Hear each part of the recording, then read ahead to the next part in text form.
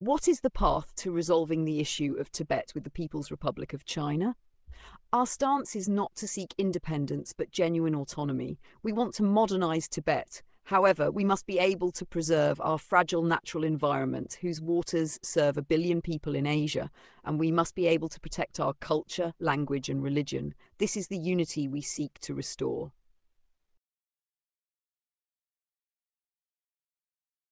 如何解决西藏与中华人民共和国的问题？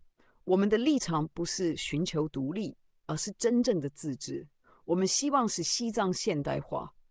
然而，我们必须能够保护我们脆弱的自然环境，其水资源供养着亚洲10亿人口。同时，我们必须能够保护我们的文化、语言和宗教，这是我们希望恢复的团结。